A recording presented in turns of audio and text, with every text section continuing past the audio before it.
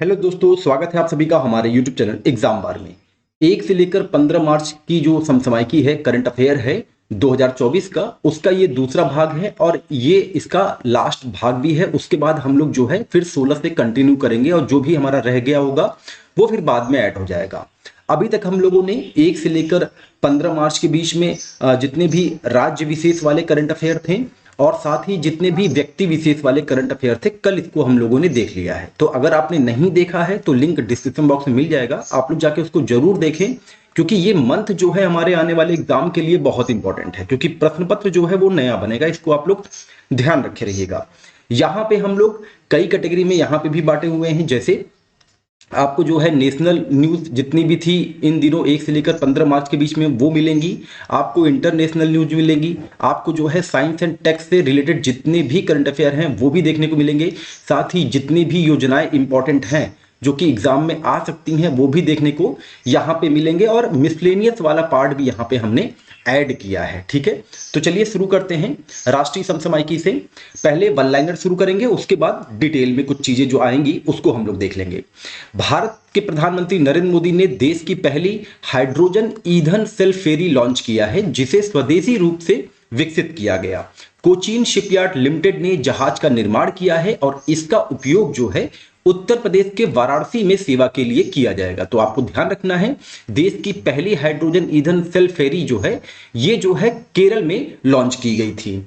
Next point है, केंद्रीय रसायन और उर्वरक मंत्री ने हाल ही में एक सम्मेलन में कहा कि भारत ने वित्त वर्ष 2024 में 2.5 मिलियन टन पारंपरिक यूरिया की खपत को नैनो यूरिया से बदलने की योजना बनाई है। तो देखिए, सबसे पहले जैसे यहाँ पे एक टर्म आया नैनो यूरिया, तो अब यहाँ से आपको रिलेट क्या करना है। अब चूंकि आप यूपी का एग्जाम दे रहे हैं तो यूपी में आपको पता होना चाहिए कि कितने जो है नैनो यूरिया वाले या तो यूरिया वाले प्लांट हैं। तो दो प्लांट हैं, एक तो आपका आंवला में है, कई बार आपने एग्जाम में देखा होगा, आंवला बरेली में पड़ता है। दूसरा आपका फूलपुर में है जो कि प्रयागराज में पड़ता है, ये आपको ध्यान देना होगा। साथ ही जो है यूरिया से क्या होता है कि मिट्टी की उर्वरक शक्ति जो है ये बढ़ती है, और जो आपका लिक्विड जो आपका नैनो यूरिया होता है वो क्या करता है कि पौधों में, फसलों में नाइट्रोजन की जो कमी होती है उसको वो दूर कर देता है। इतने कुछ फैक्ट थे, इसको आप लोग को ध्यान रखना होगा। नेक्स्ट पॉइंट है, आईआईटी मद्रास 4 से 7 मार्च तक अखिल भारतीय अनुसंधान विद्वान शिखर सम्मेलन की मेजबानी किया। तो कहां पे किया गया अखिल भारतीय अनुसंधान विद्वान शिखर सम्मेलन की मेजबानी? आईआईटी मद्रास में किया गया, इसको आप लोग ध्यान रखेंगे। नेक्स्ट पॉइंट है, भारत सरकार ने भारत के चुनाव आयोग के परामर्श के बाद वरिष्ठ नागरिकों के लिए डाक मत पत्र मतदान सुविधा का लाभ उठाने के लिए न्यूनतम आयु मानदंड पात्रता को 80 वर्ष से बढ़ाकर 85 वर्ष कर दिया है। देखिए, ये वर्ष जो है आम चुनाव का वर्ष है, तो ये फैक्ट जो है हमारे एग्जाम के लिए बहुत इंपॉर्टेंट होगा। इसको आप लोग ध्यान रखेंगे कि जो वरिष्ठ नागरिक हैं जो डाक मत पत्र का यूज करते हैं, उनकी जो अब आयु सीमा है वो 85 वर्ष कर दी गई है। ठीक है, नेक्स्ट पॉइंट है, रक्षा मंत्री राजनाथ सिंह ने प्राचीन चोल राजवंश के समुद्री साम्राज्य का सम्मान करते हुए गोवा के नेवल वॉर कॉलेज में चोल भवन का उद्घाटन किया है। तो चोल भवन का उद्घाटन कहां पे किया गया है? गोवा के नेवल वॉर कॉलेज में। और चोल साम्राज्य तो हमारे एग्जाम के लिए इंपॉर्टेंट है, पहले से ही मैं लगातार कहते आया हूं, क्योंकि जो G20 का शिखर सम्मेलन हुआ था नई दिल्ली में, आपने देखा होगा वहां पे नटराज की एक जो है मूर्ति स्थापित की गई थी दक्षिण भारत से ला करके। तो नटराज की मूर्ति का जो पहला साक्ष्य मिलता है वो चोल साम्राज्य से ही मिलता है। तो चोल साम्राज्य का आर्ट एंड कल्चर, चोल साम्राज्य में जितने भी शासक थे, इनको आप लोग को जो है हिस्ट्री के पॉइंट ऑफ व्यू से पढ़ना चाहिए। और चोल भवन का उद्घाटन कहां पे किया? गोवा में किया गया, ये भी आप लोग ध्यान रखे रहिएगा। नेक्स्ट पॉइंट है, प्रधानमंत्री नरेंद्र मोदी कोलकाता में भारत की अग्रणी अंडर वाटर मेट्रो सेवा का उद्घाटन किया है। तो भारत की पहली अंडर वाटर मेट्रो ट्रेन सेवा कहां पे शुरू हुई है? कोलकाता में शुरू हुई है, इसको आप लोग ध्यान रखेंगे। नेक्स्ट पॉइंट, केंद्रीय युवा मामले और खेल मंत्री अनुराग सिंह ठाकुर ने घोषणा किया है कि खेलो इंडिया गेम्स में युवा विश्वविद्यालय, पैरा और शीतकालीन श्रेणियों में पदक विजेता अब सरकारी नौकरियों के लिए पात्र हैं। नेक्स्ट पॉइंट है, केंद्रीय कृषि एवं किसान कल्याण तथा जनजातीय कार्य मंत्री अर्जुन मुंडा ने रांची में देश की 5वीं एवं पूर्वी क्षेत्र की पहली अत्याधुनिक वृहद शहद परीक्षण प्रयोगशाला तथा एकीकृत मधुमक्खी पालन विकास केंद्र बांस संवर्धन परियोजना एवं अन्य परियोजनाओं का शिलान्यास किया। तो यहां से जो आपको फैक्ट निकालना है वो ये निकालना है कि पूर्वी क्षेत्र की जो पहली अत्याधुनिक शहद परीक्षण प्रयोगशाला है वो कहां पे इसका उद्घाटन किया गया, रांची में किया गया। इसको आप लोग ध्यान रखेंगे।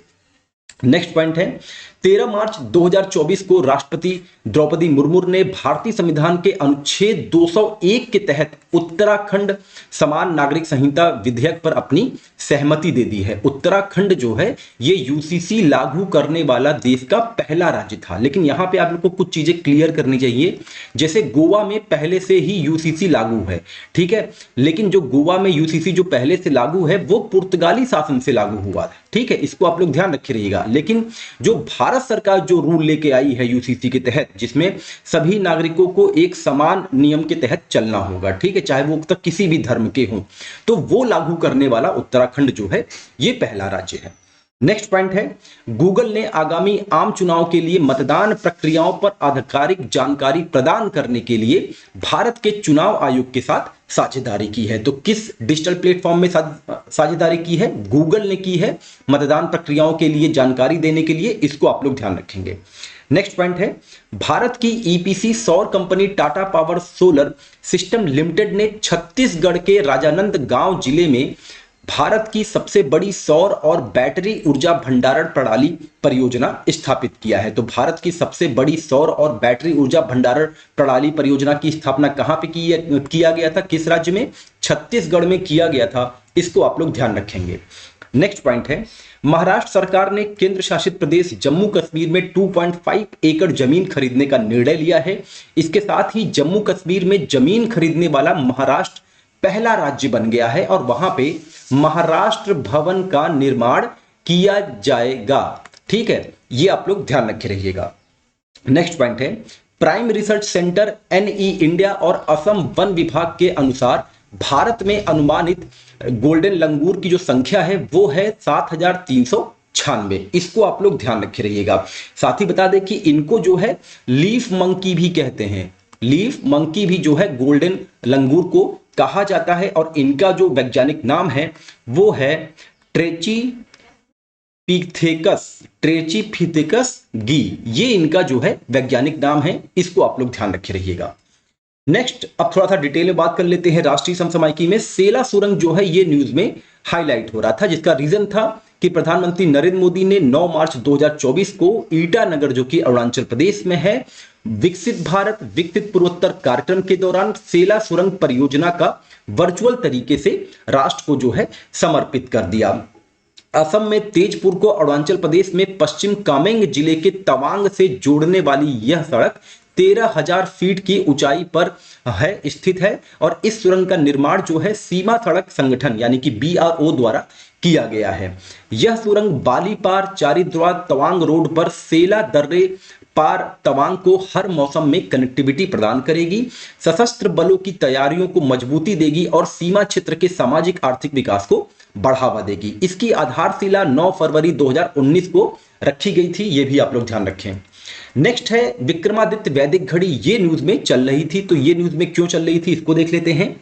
तो न्यूज ये था कि प्रधानमंत्री नरेंद्र मोदी उज्जैन में जंतर मंतर के अंदर 85 फुट ऊंचे टावर पे लगी विक्रमादित्य वैदिक घड़ी का उद्घाटन किया।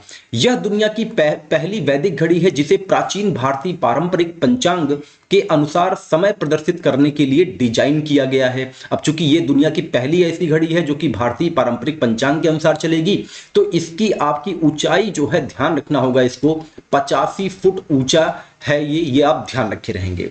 यह ग्रहों की स्थिति, मुहूर्त, ज्योतिषी गणना, भविष्यवाणियों के बारे में जानकारी प्रदान करेगा। इसके अलावा ये भारतीय मानक समय यानी कि 82.5 डिग्री ईस्ट और ग्रीनविच मीन टाइम को भी दर्शाता है। 82.5 डिग्री ईस्ट से याद आया कि आप लोग कमेंट सेक्शन में जरूर बताएं कि 82.5 डिग्री ईस्ट जो है वो किन किन राज्यों से होकर गुजरता है। कई बार एग्जाम में आप लोगों ने देखा होगा, ये ज्योग्राफी का प्रश्न यहां से जनरेट होता है। नेक्स्ट जो न्यूज थी बहुत ज्यादा चर्चा में थी वो थी उड़ान पवित्र उपवन। देखिए, पवित्र उपवन आप लोगों ने एक एनवायरमेंट का प्रश्न देखा होगा जिसमें आता है इन सीटू और एक्स सीटू, आता है ना कि इनमें से कौन सा इन सीटू है और कौन सा एक्स सीटू है। तो ये जो पवित्र उपवन आते हैं ये किस श्रेणी में आते हैं ये भी आप लोग कमेंट सेक्शन में बताएं। तो उरान पवित्र उपवन ये न्यूज में क्यों था? पश्चिमी राजस्थान के समुदाय उरान को मान्य वनों के रूप में वर्गीकृत करने के राज्य के प्रस्ताव से वहां के नागरिक जो है वो चिंतित थे, इसलिए ये चर्चा में आ गया था। उरान जो है राजस्थान में पाए जाने वाले पारंपरिक पवित्र उपवन हैं। ये सामुदायिक वन हैं जिन्हें ग्रामीण समुदायों द्वारा संस्थानों और कोडों के माध्यम से संरक्षित और प्रबंधित किया जाता है जो ऐसे वनों को पवित्र मानते हैं। पवित्र उपवन अवशेष वन क्षेत्र है जिन्हें पारंपरिक रूप से समुदायों के द्वारा किसी देवता के सम्मान में संरक्षित किया जाता है। ये वे वन जैव विविधता के महत्वपूर्ण भंडार बनाते हैं और संरक्षण महत्व के कई पौधों और जानवरों की प्रजातियों को आश्रय प्रदान कर देते हैं। पूरे भारत में पवित्र उपवन पाए जाते हैं, मुख्यतः महाराष्ट्र, कर्नाटक, केरल और तमिलनाडु राज्यों में। तो इसको आप लोग ध्यान रखेंगे। नेक्स्ट पॉइंट है राष्ट्रीय शहरी सहकारी वित्त और विकास निगम। आखिर ये कॉर्पोरेशन न्यूज में क्यों बना था और ये क्या है? तो न्यूज ये थी कि केंद्रीय सहकारिता मंत्री ने राष्ट्रीय शहरी सहकारी वित्त और विकास निगम लिमिटेड का शुभारंभ किया है और यह शहरी सहकारी बैंकों के लिए एक छत्र संगठन के रूप में कार्य करेगा। इसका उद्देश्य सहकारी बैंकों के लिए विशेष कार्यों और सेवाओं को सुनिश्चित करना, बैंकों और नियामकों के बीच संचार सुविधा प्रदान करना, शहरी सरकारी बैंकों के सामने आने वाली चुनौतियों का समाधान करना, साथ ही शहरी सरकारी बैंकिंग क्षेत्र को आधुनिक और मजबूत बनाना है जिसे बैंकों और उनके ग्राहकों दोनों को लाभ हो सके। इसे गैर बैंकिंग कंपनी के रूप में काम करने के लिए आरबीआई द्वारा पंजीकरण प्रमाण पत्र प्राप्त है। तो अगर एग्जाम में प्रश्न आता है कि जैसे कि निम्नलिखित में से कौन सा गैर बैंकिंग वित्त कंपनी है, तो आपको यह भी ध्यान रखना होगा कि राष्ट्रीय शहरी सहकारी वित्त और विकास निगम जो है ये गैर बैंकिंग वित्त कंपनी के रूप में भी काम कर रही है।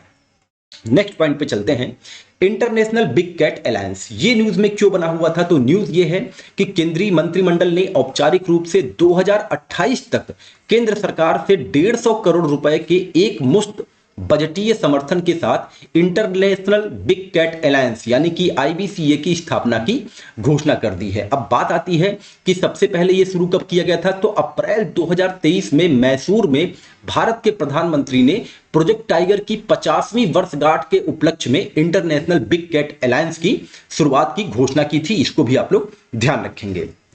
बिग कैट अलायंस में जो है 7 बड़ी बिल्लियां शामिल हैं। कौन कौन सी? शेर, बाघ, तेंदुआ, चीता, हिम तेंदुआ, जगुआर और प्यूमा। भारत में जो है जगुआर और प्यूमा नहीं पाए जाते हैं, सिर्फ 5 प्रकार की ये बिल्लियां पाई जाती हैं, शेर, बाघ, तेंदुआ, चीता और हिम तेंदुआ।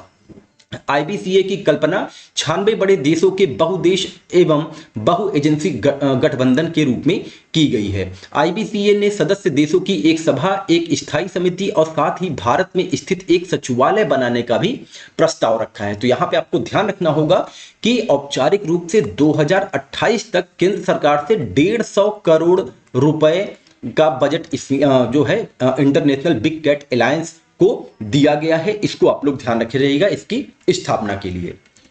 नेक्स्ट पॉइंट है मेला नोचलामिस द्रौपदी। ये क्या है? ये न्यूज में क्यों बना हुआ था? तो न्यूज ये है कि जियोलॉजिकल सर्वे ऑफ इंडिया के शोधकर्ताओं ने हाल ही में उड़ीसा और पश्चिम बंगाल तट से हेड शील्ड समुद्र स्लग की एक नई प्रजाति खोज की है। ये क्या है?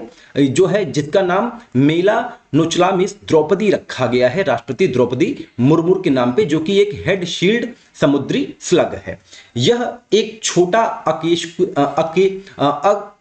अकशेरुकी प्राणी है जिसकी अधिकतम लंबाई 7 मिलीमीटर तक होती है। इसको भी आप लोग ध्यान रखेंगे। और इसका रंग भूरा काला होता है और पिछले सिरे पर रूबी लाल धब्बे इसमें पाए जाते हैं।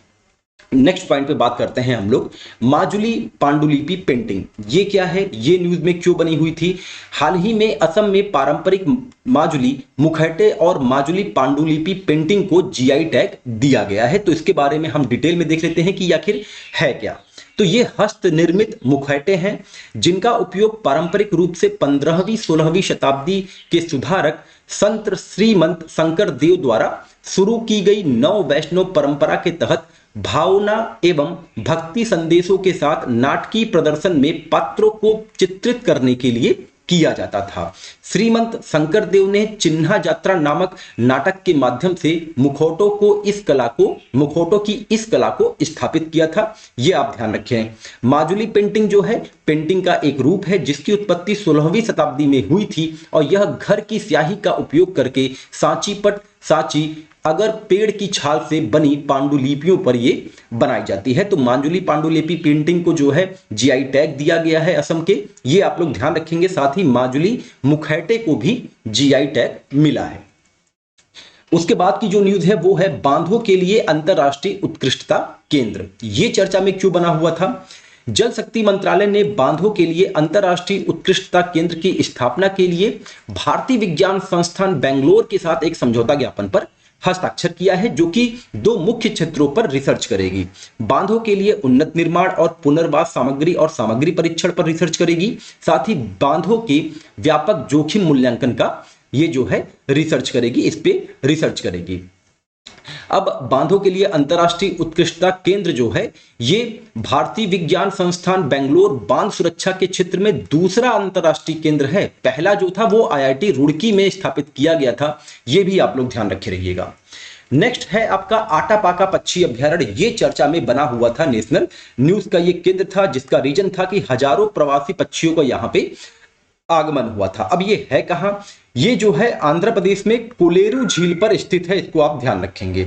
यह विशेष रूप से पेलिकल को आश्रय देने के लिए जाना जाता है और कैकलूर वन क्षेत्र के अंतर्गत आता है। यह पश्चिम गोदावरी कृष्णा नामक 2 जिलों में फैला हुआ है।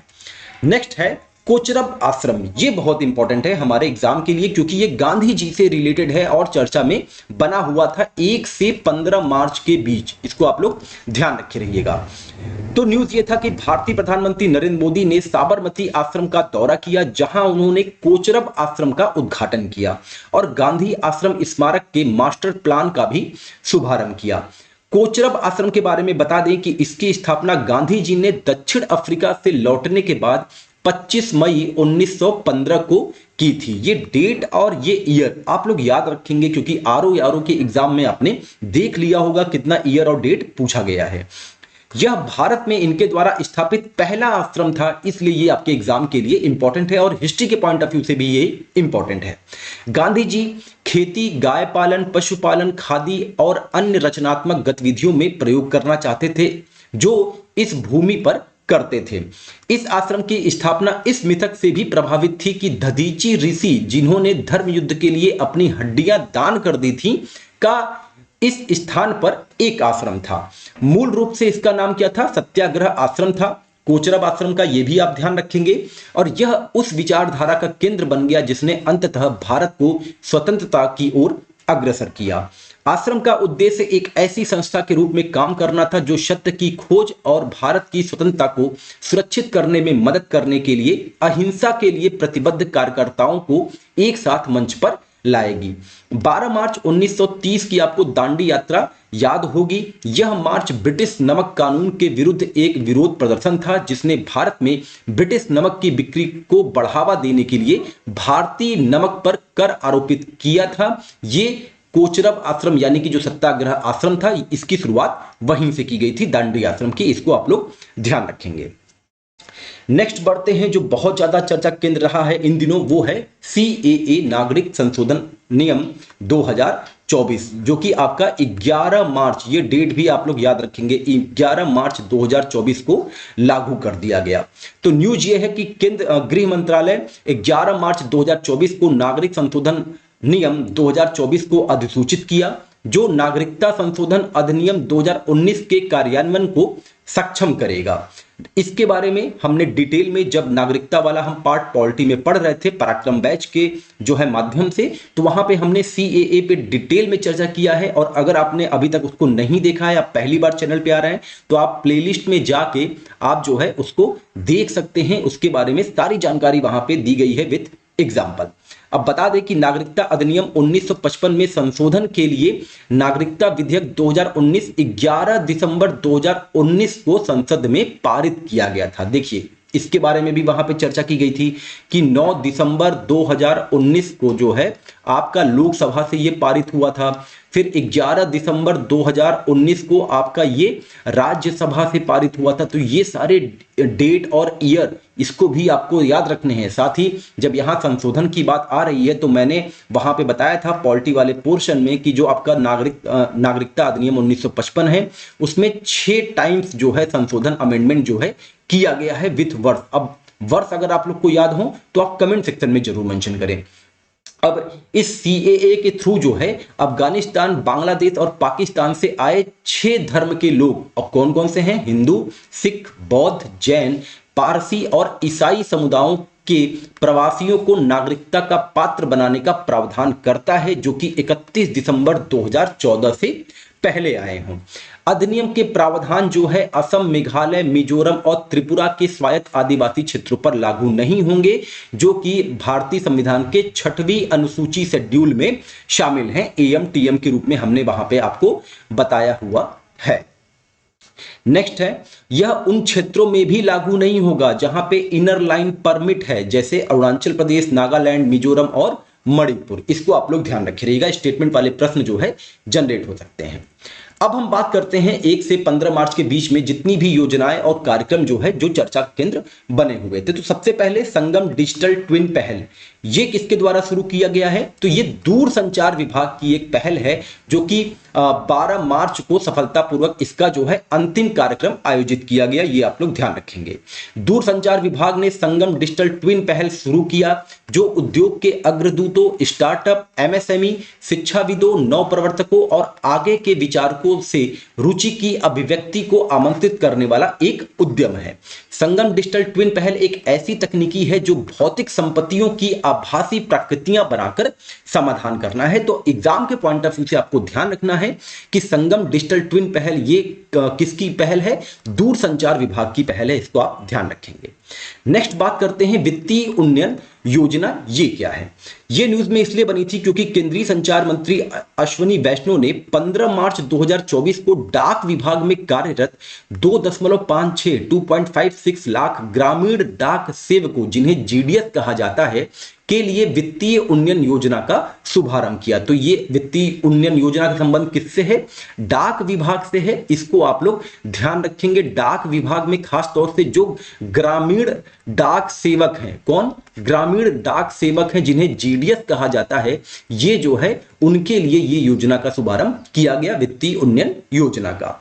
इस योजना के तहत 12, 14 और 36 वर्ष की सेवा प्रदान करने वाले डाक सेवकों को क्रमशः 4,320, 5,520 और 7,7200 रुपए की सहायता राशि प्रति वर्ष प्रदान की जाएगी। देखिए, अगर आपको स्टेटमेंट वाला प्रश्न बनाना होगा तो इन सब पॉइंट से जो है स्टेटमेंट वाले प्रश्न बन सकते हैं, इसको आप लोग ध्यान रखिएगा। और डाक विभाग चर्चा में इसलिए भी बना हुआ है क्योंकि सीएए में जो राज्यों में जो एक समिति, जिला स्तरीय समिति का निर्माण किया जाएगा, उसमें डाक विभाग के कुछ सेलेक्टेड लोग रहेंगे, साथ ही जो आपका ये जो है जनगणना में जो शामिल अधिकारी रहते हैं। ठीक है, तो इसलिए ये योजना जो है वित्तीय उन्नयन योजना आपके एग्जाम के लिए बहुत इंपॉर्टेंट होगी। यह सहायता राशि लंबे संबंधित निरंतरता भत्ता के रूप में प्रदान किए गए पारिश्रमिक से अलग है।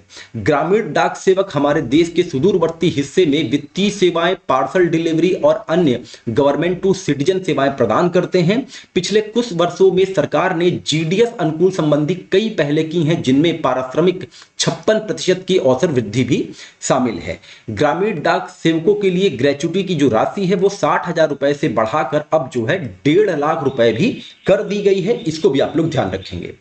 नेक्स्ट हम बात करने वाले हैं पीएम सूरज राष्ट्रीय पोर्टल के बारे में कि ये न्यूज में क्यों बना हुआ था। प्रधानमंत्री नरेंद्र मोदी 13 मार्च 2024 को प्रधानमंत्री सामाजिक उत्थान एवं रोजगार आधारित जन कल्याण, जिसको शॉर्ट फॉर्म में पीएम सूरज कहा जाता है, नामक राष्ट्रीय पोर्टल का शुभारंभ किया। पीएम सूरज एक राष्ट्रव्यापी पहल है जिसका उद्देश्य समाज के वंचित वर्गों का उत्थान करना है और पीएम सूरज राष्ट्रीय पोर्टल के माध्यम से देश भर में अनुसूचित जातियों, पिछड़े वर्गों, स्वच्छता श्रमिकों सहित पात्र व्यक्तियों को ऋण सहायता प्रदान की जाएगी। यह सहायता बैंकों, एनबीएफसी और अन्य संगठनों के माध्यम से दी जाएगी। साथ ही बता दें कि प्रधानमंत्री ने नमस्ते पहल के तहत सीवर और सेप्टिक टैंकों श्रमिकों को आयुष्मान स्वास्थ्य कार्ड और पीपीई किट भी वितरित किए हैं। अब नमस्ते का फुल फॉर्म क्या है? National Action for Mechanised Sanitation Ecosystem, इसको आप लोग ध्यान रखेंगे।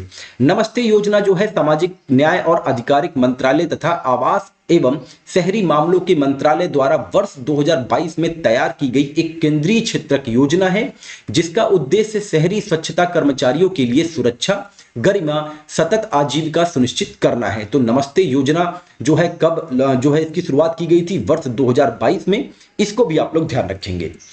नेक्स्ट बात करते हैं कीर्ति कार्यक्रम के बारे में कि ये न्यूज में क्यों बना हुआ था। तो न्यूज ये है कि केंद्रीय युवा मामले और खेल मंत्री ने अद्वितीय खेलो इंडिया राइजिंग टैलेंट आइडेंटिफिकेशन यानी कि कीर्ति कार्यक्रम का उद्घाटन किया है। ये इसका फुल फॉर्म था। इसका लक्ष्य जो है 9 से 18 वर्ष आयु वर्ग के स्कूली बच्चे हैं जिनको जो है खेल में प्रशिक्षित करना है। राष्ट्रव्यापी योजना के 2 मुख्य उद्देश्य होंगे: देश के कोने कोने से प्रतिभाओं की तलाश करना और नशीली दवाओं की लत और अन्य गैजेट संबंधी विकर्षणों को रोकने के लिए खेल को एक उपकरण के रूप में इसका उपयोग करना है। इसको आप लोग ध्यान रखेंगे। आयु सीमा जरूर ध्यान रखें, 9 से 18 वर्ष तक के बीच के हैं कीर्ति कार्यक्रम में। नेक्स्ट बात करते हैं अदिति योजना की। तो हाल ही में केंद्रीय रक्षा मंत्री ने डिफ कनेक्ट 2024 के दौरान अदिति योजना लॉन्च किया।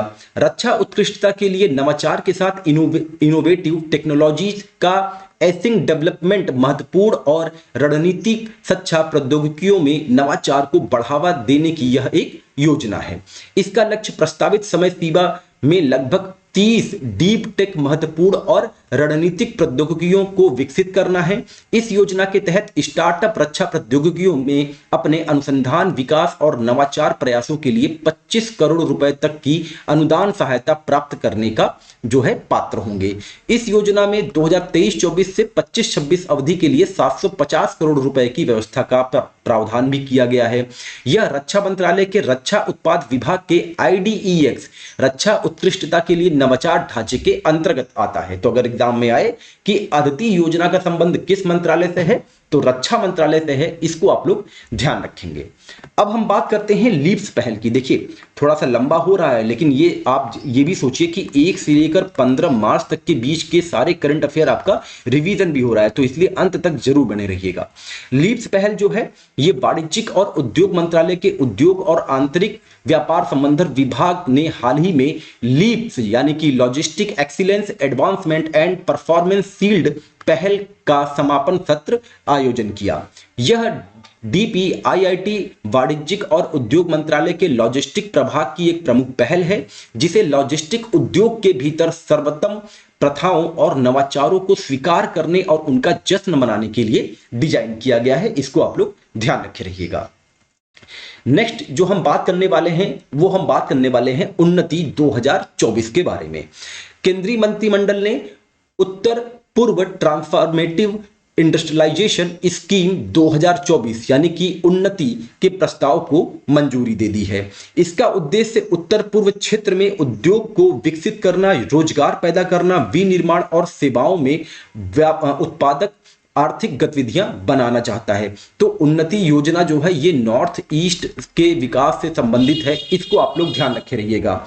यह योजना अधिसूचना की तारीख से 8 साल की प्रतिबद्ध देनदारियों के साथ जो है 2034 तक प्रभावित रहेगी, 31 मार्च 2034 तक। योजना के कार्यान्वयन की देखरेख वाणिज्य और उद्योग मंत्रालय के उद्योग संबंधन और आंतरिक व्यापार विभाग जिसे हम DPIIT के नाम से जानते हैं के द्वारा की जाएगी। तो उन्नति जो है योजना का जो है संबंध कहां से है? ये आपके नॉर्थ ईस्ट से है। उत्तर पूर्व ट्रांसफॉर्मेटिव इंडस्ट्रियलाइजेशन स्कीम इसका फुल फॉर्म है। इसको भी आप लोग ध्यान रखेंगे। अब हम बात करते हैं इन दिनों कुछ जो युद्ध अभ्यास हुए हैं इंपॉर्टेंट उसकी। भारत और मलेशियाई की नौसेना ने अभ्यास समुद्र लक्ष्मण के तीसरे संस्करण के तहत विशाखापट्टनम में संयुक्त अभ्यास आयोजित किया। तो आपको ध्यान रखना होगा कि अभ्यास समुद्र लक्ष्मण किन दो देशों के बीच में है, मलेशिया और भारत के नौसेनाओं के बीच ये संपन्न हुआ था। रक्षा मंत्रालय के अनुसार समुद्री अभ्यास समुद्र लक्ष्मण का आयोजन 28 फरवरी से 2 मार्च तक विशाखापट्टनम में किया गया।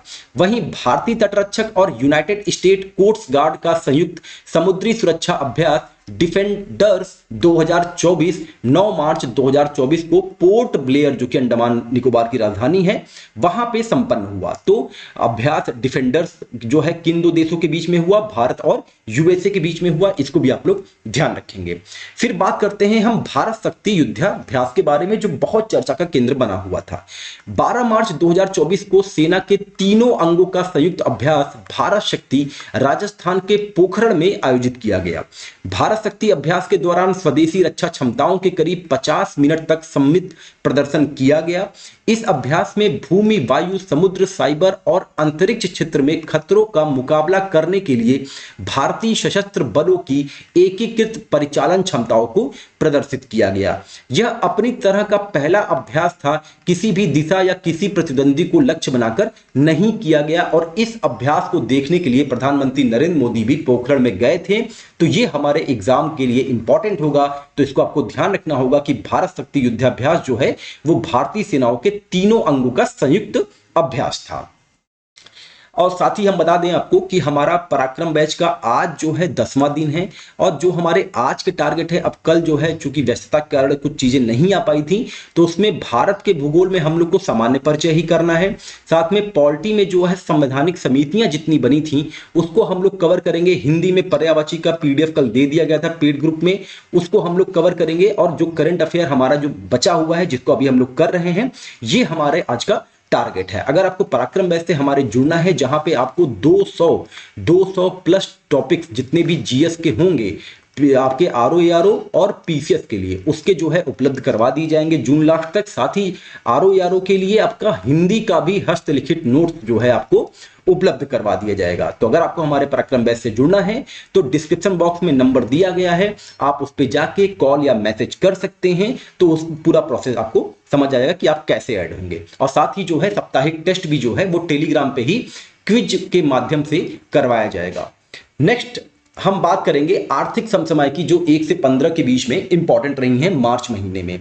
भारतीय स्टेट बैंक यानी कि एसबीआई ने एक रिपोर्ट जारी किया है जिसमें अनुमान लगाया है कि वित्तीय वर्ष 2023-24 के लिए भारत की जीडीपी वृद्धि 8% के करीब रहने की संभावना है। एसबीआई न्यूज में इसलिए भी बनी हुई है इलेक्टोरल बॉन्ड को लेकर, तो ये रिपोर्ट जो है आपके एग्जाम के लिए इंपॉर्टेंट होगी, इसको आप लोग ध्यान रखे रहिएगा। मार्च 2024 में वैश्विक रेटिंग एजेंसी मूडीज ने भारत की जीडीपी ग्रोथ का अनुमान 6.1 से बढ़ाकर 6.8 कर दिया है।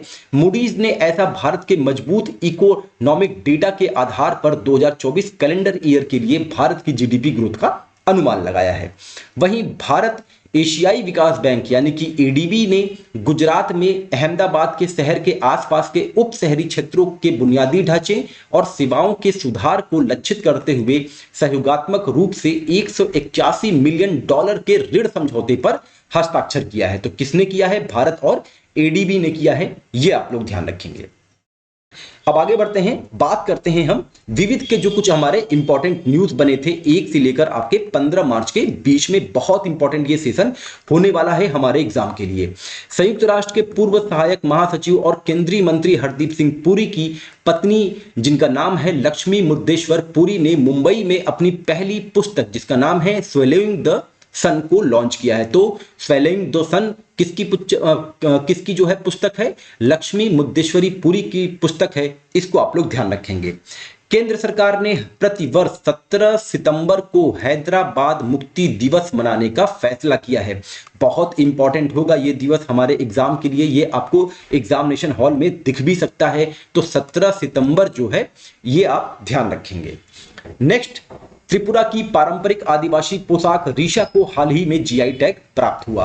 वहीं उड़ीसा कटक शहर की प्रसिद्ध सिल्वर फिलाग्री, जिसे रूपा तरकासी के नाम से भी जानते हैं, उसको भी जीआई टैग दिया गया। साथ ही आंध्र प्रदेश के नरसारपुर के पारंपरिक क्रोशिया लैस शिल्प और असम के माजुली मुखौटे और पांडुलिपि चित्रकारी को जीआई टैग दिया गया, जिसकी चर्चा अभी हमने डिटेल में की थी। नेक्स्ट है 8 मार्च 2024 को अंतर्राष्ट्रीय महिला दिवस पर भारतीय सेना ने 2 आर्मी गर्ल्स स्पोर्ट कंपनियों के गठन की घोषणा की है। इसके माध्यम से देश भर से चुनी गई लड़कियों को शिक्षा देने के साथ खेलों में चैंपियन बनाया जाएगा। इसको आप लोग ध्यान रखे रहें। नेक्स्ट जो मिसलेनियस में पॉइंट है वो ये है कि भारत की शीर्ष तेल कंपनी, जिसका नाम है IOC Indian oil corporation limited, अपने विशिष्ट ईंधन पोर्टफोलियो का विस्तार करते हुए 3 महीने में एड्रेनालाइन पंप फार्मूला 1 रेसिंग के लिए ईंधन का निर्माण शुरू कर देगी, जिसको स्टॉर्म पेट्रोल के नाम से जाना जाता है। स्टॉर्म पेट्रोल जो एक उच्च प्रदर्शन करने वाला ईंधन है, जिसे विशेष रूप से एशियाई क्षेत्र मोटरसाइकिल रोड रेसिंग चैंपियन के लिए डिजाइन किया गया है। इसको आप लोग ध्यान रखेंगे। नेक्स्ट हम देखते हैं मिसलेनियस में, वो आपका बेंगलुरु मेट्रो से रिलेटेड इंपॉर्टेंट न्यूज है।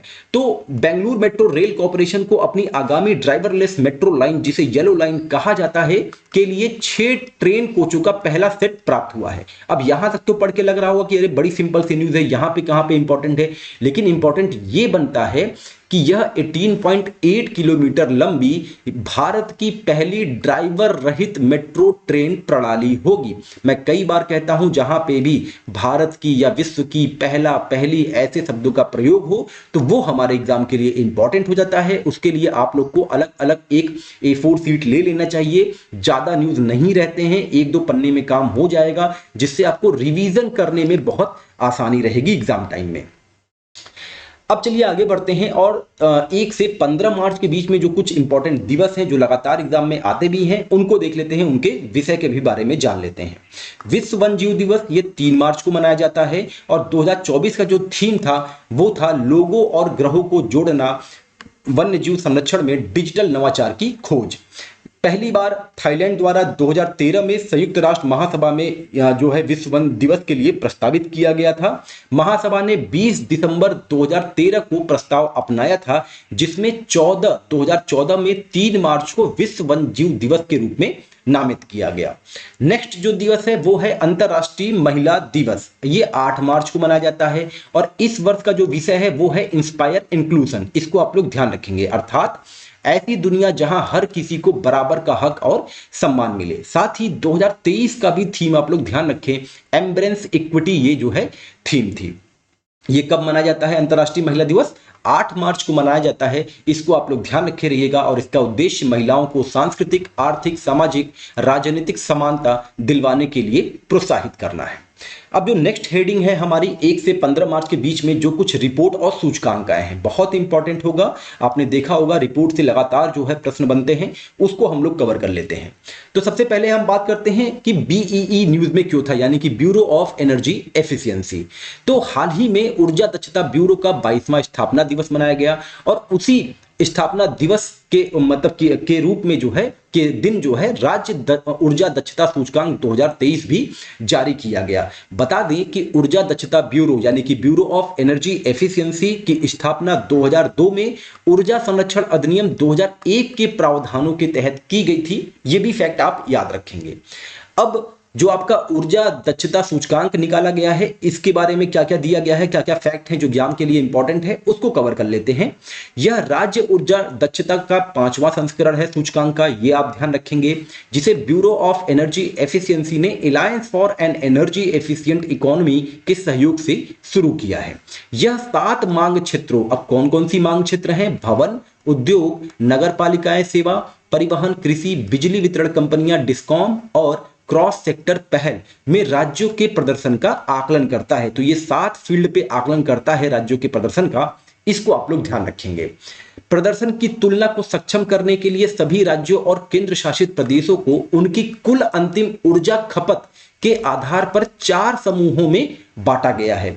समूह 1 में जो 15 मिलियन टन तेल समकक्ष से ज्यादा है, उन राज्यों को रखा गया है जहां पे ऊर्जा खपत होती है।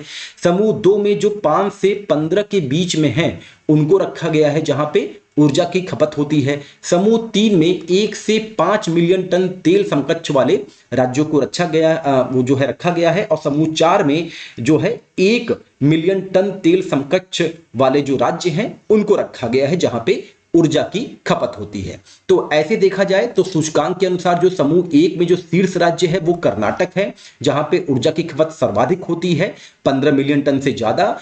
समूह 2 में जो है आंध्र प्रदेश को शीर्ष स्थान पे रखा गया है, जो कि 1 से 15 मिलियन टन के बीच के हैं जहां पे ऊर्जा की खपत होती है।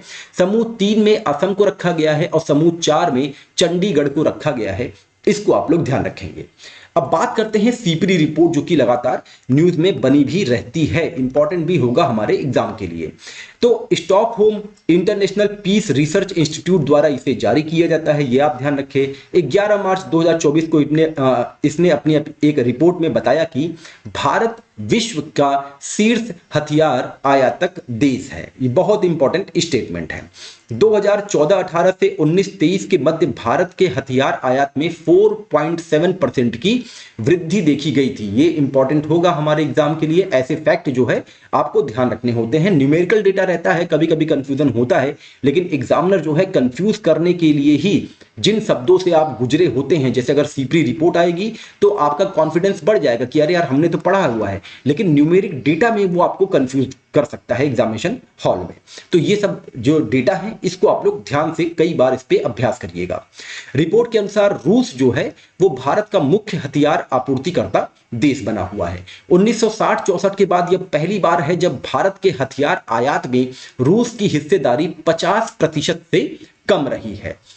भारत ने कुल हथियार आयात में 36% हथियार रूप से प्राप्त किए हैं। रिपोर्ट के अनुसार पाकिस्तान का हथियार आयात 43% बढ़ा है, जबकि चीन के द्वारा किए गए हथियारों के आयात में 44% की कमी आई है। वहीं सीपरी एक स्वतंत्र अंतरराष्ट्रीय संस्था है। सीपरी का मुख्यालय स्वीडन की राजधानी स्टॉकहोम है। इसको भी आप लोग जाने रहिए, जिसकी स्थापना 1966 में की गई थी। और सीपरी युद्ध सामग्रियों, हथियार नियंत्रण और निरशस्त्रीकरण के क्षेत्र में रिसर्च करता है। ठीक है, तो ये तो रहा सीपरी की रिपोर्ट से कुछ इंपॉर्टेंट फैक्ट। अब आगे बढ़ते हैं, देखते हैं मानव विकास सूचकांक 2023-24 में क्या इंपॉर्टेंट है। तो बता दें कि यूएनडीपी द्वारा जारी मानव विकास सूचकांक HDI 2023-24 में भारत की रैंकिंग 2022 में एक स्थान सुधर कर 193 देशों में 134वें स्थान पे आ गया है। HDI से कई बार आप लोगों ने एग्जाम में प्रश्न देखे होंगे, तो ये सूचकांक जो है हमारे एग्जाम के लिए इंपॉर्टेंट होगा। जबकि 2021 में 191 देशों में यह 135वें स्थान पे था। इस रिपोर्ट का जो शीर्षक है वो है breaking the gridlock, reimagining cooperation and in a polarised world. ये इसका शीर्षक था मानव विकास सूचकांक का जो रिपोर्ट आई थी। वर्ष 2022 में भारत का HDI स्तर 0.644 रहा है, जबकि 2021 में 0.633 था। वर्ष 2022 में भारत के संबंध में सभी HDI संकेतकों में सुधार दर्ज किया गया है, जिसमें जीवन प्रत्याशा, शिक्षा और प्रति व्यक्ति सकल राष्ट्रीय आय यानी कि GNI शामिल है। तो ये 3 क्षेत्रों में जो है इसका आकलन करता है, ये भी आपको ध्यान रखना है। भारत की जीवन प्रत्याशा 67.2 से बढ़कर 67.7 वर्ष हो गई है, जबकि प्रति व्यक्ति GNI 6,542 अमेरिकी डॉलर से बढ़कर 6,951 अमेरिकी डॉलर हो गई है। HDI सूचकांक 2023-24 में जो शीर्ष देश हैं वो क्रमशः स्विट्जरलैंड, नॉर्वे और आइसलैंड है। इनका भी आप लोग ध्यान रखेंगे। नेपाल और भूटान क्रमशः 146वें और 125वें स्थान पे है, जो उन्हें भारत के साथ मध्यम मानव विकास श्रेणी में रखता है। यानी कि रिपोर्ट के अनुसार भारत जो है मध्यम मानव विकास श्रेणी में आता है।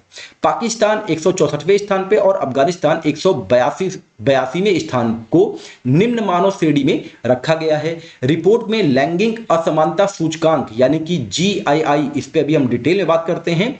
भारत का जो स्कोर है 4.37 स्कोर के साथ 193 देशों में 108वां है। तो चलिए इसके बारे में हम लोग डिटेल में बात कर लेते हैं। लैंगिक असमानता सूचकांक 2022 UNDP के द्वारा ये जारी किया गया, ये आप लोग ध्यान रखेंगे। 193 देशों में भारत जो है 0.437 अंक के साथ 108वें स्थान पे है। यूएनडीपी ने 13 मार्च 2024 को मानव विकास रिपोर्ट 2023-24 में लैंगिक असमानता सूचकांक 2022 जारी किया था और 2021 में जो ये सूचकांक आया था उसमें भारत का स्कोर 0.490 स्कोर के साथ 122वें स्थान पे था। ये भी आप लोग ध्यान रखेंगे, यानी कि कुल 14 अंकों की यहां पे जो है वृद्धि हुई है, इसको आप लोग ध्यान रखे रहें। वर्ष 2014 में भारत की रैंक 2027 थी जो अब बढ़कर 108 हो गई है। यूएनडीपी के द्वारा जारी किए जाने वाला जीएनआई तीन आयामों का उपयोग करके लैंगिक असमानता को मापता है। कौन कौन सा आयाम है? प्रजनन स्वास्थ्य, सशक्तिकरण, श्रम बाजार में भागीदारी। लैंगिक असमानता सूचकांक पुरुषों और महिलाओं के बीच असमानता का एक माप है। कम जीआईआई मान लैंगिक अंतराल के छोटे अंतर को इंगित करता है, जबकि उच्च मान जो है बड़े अंतर को इंगित करता है। ये भी आप लोग ध्यान रखेंगे। नेक्स्ट जो सूचकांक है वो है महिला व्यवसाय कानून सूचकांक 2024। ये किसके द्वारा जारी किया गया है? ये विश्व बैंक ने जारी किया है, इसको आप लोग ध्यान रखेंगे। और ये रिपोर्ट का 10वां संस्करण है। इसमें बताया गया कि विश्व स्तर पर नए सूचकांक में किसी भी देश को पूर्ण अंक नहीं मिला है, जो दर्शाता है कि महिलाओं को किसी भी देश में समान अधिकार प्राप्त नहीं है। विश्व बैंक के महिला व्यवसाय और कानून सूचकांक में 190 देशों में भारत का स्थान सुधरकर 113वां हो गया है, ये आप लोग ध्यान रखेंगे। नई रिपोर्ट के अनुसार भारतीय महिलाओं को पुरुषों को दिए गए 60% कानूनी अधिकार प्राप्त हैं, जो वैश्विक औसत से 64.2% कम है। बहुत इंपॉर्टेंट ये स्टेटमेंट है, इसको आप लोग ध्यान रखेंगे, एग्जाम के लिए ये इंपॉर्टेंट हो जाएगा। और इसका यूज आप जो है ऐसे में भी कर सकते हैं। देखिए, चाहे वो पीसीएस में ऐसे आए, चाहे वो यूपीएससी में आए, चाहे वो आरओ में आए, जब आप कुछ ऐसे फैक्ट डालते हैं तो आपका ऐसे बहुत रिच होता है। तो इसको आप लोग कहीं ना कहीं पे नोट जरूर कर लीजिएगा। नेक्स्ट है, रिपोर्ट में 8 संबंधित क्षेत्र शामिल हैं: गतिशीलता, कार्यस्थल, वेतन, विवाह, पितृत्व, उद्यमिता, संपत्ति और पेंशन। इसको भी आप लोग ध्यान रखेंगे। रिपोर्ट में महिलाओं के समक्ष आने वाली चुनौतियां जैसे वेतन और सेवानिवृत्त की आयु में असमानताओं को रेखांकित किया गया है। इस रिपोर्ट में महिलाओं को कार्य सशक्त बनाने के लिए कानूनों में सुधार एवं सार्वजनिक नीतियां बनाने में तत्परता पर जोर दिया गया है। तो ये आपने देखा, रिपोर्ट और सूचकांक से संबंधित जितने भी करंट अफेयर थे 1 से लेकर 15 मार्च तक के बीच के, वहां पे हमने इसको कवर किया है। अब आगे बढ़ते हैं साइंस एंड टेक में। देखिए, बोर मत होइएगा, बहुत ही इंपॉर्टेंट सेशन चल रहा है ये करंट अफेयर का, और ये बार बार आपको नहीं मिलने वाला है। पीडीएफ से होता क्या है, पीडीएफ तो आप लोग देख रहे हैं कि टेलीग्राम पे, व्हाट्सएप पे इतना ज्यादा वो पीडीएफ आते रहते हैं। क्या अब कभी आप सोचिएगा कि क्या आपने उस पीडीएफ को खोल के उसको सॉल्व किया है कभी? अभी जैसे कि अभी तो बहुत समय है एग्जाम को, कोई डेट नहीं आई है, और विजयी वही होता है जो लगातार, जिसके अंदर निरंतरता रहती है। एग्जाम के समय तो सब पढ़ते हैं, जो फेल हो रहा है वो भी पढ़ रहा है, जो नेगेटिव में मार्क पा रहा है वो भी पढ़ रहा है, लेकिन आपको अभी से पढ़ना चाहिए। तो चलिए, हम लोग जो है करंट अफेयर में साइंस एंड टेक देखते हैं 1 से 15 मार्च के बीच में, यहां पे कौन कौन से इंपॉर्टेंट फैक्ट हमको मिले हुए हैं। तो पहला पॉइंट है, पहले हम लोग वन लाइनर देख लेते हैं, उसके बारे में उसके बाद हम लोग कुछ डिटेल में एक्सप्लेनेशन में करंट अफेयर को कवर कर लेंगे। हाल ही में केंद्रीय मंत्रिमंडल ने पावर चिप ताइवान के सहयोग से टाटा समूह द्वारा बनाए जाने वाले देश के पहले सेमीकंडक्टर फैब को मंजूरी दे दी है। नेक्स्ट पॉइंट है, एल&टी ने गुजरात के हजीरा में ग्रीन हाइड्रोजन प्लांट में अपना पहला स्थानीय रूप से निर्मित इलेक्ट्रोलाइजर लॉन्च करके स्वच्छ ऊर्जा के क्षेत्र में एक प्रमुख उपलब्धि हासिल किया है। इसको आप लोग ध्यान रखे रहिएगा। नेक्स्ट पॉइंट है, हाल ही में सरकार ने साइबर धोखाधड़ी से निपटने के लिए संचार, रेलवे और इलेक्ट्रॉनिक्स एवं सूचना प्रौद्योगिकी मंत्री ने दूरसंचार विभाग के डिजिटल इंटेलिजेंस प्लेटफॉर्म और संचार साथी पोर्टल पर चक्षु सुविधा लॉन्च किया है। इसको आप लोग ध्यान रखेंगे। तो चक्षु सुविधा किसके लिए है? साइबर धोखाधड़ी से निपटने के लिए है, ये आप लोग ध्यान रखेंगे। नेक्स्ट पॉइंट है, केंद्रीय इस्पात और नागरिक उड्डयन मंत्री श्री ज्योतिरादित्य एम सिंधिया ने 4 मार्च 2024 को जिंदल स्टील लिमिटेड हिसार में स्थित स्टेनलेस स्टील सेक्टर में भारत के पहले ग्रीन हाइड्रोजन प्लांट का वस्तुतः उद्घाटन कर दिया है। तो भारत के ग्रीन हाइड्रोजन प्लांट का जो पहला है उसका उद्घाटन कहां पे हुआ है? हरियाणा के हिसार में हुआ है। इसको आप लोग ध्यान रखे रहिएगा। नेक्स्ट पॉइंट है, आरईसी लिमिटेड एक प्रमुख गैर बैंकिंग वित्तीय कंपनी है और विद्युत मंत्रालय के तहत महारत्न केंद्रीय सार्वजनिक क्षेत्र उद्यम ने उत्तर के सिद्धार्थनगर जिले में लगभग 75,500 बच्चों की शिक्षा में सहायता के लिए विज्ञान और शैक्षिक विकास इकाई के साथ साझेदारी किया है।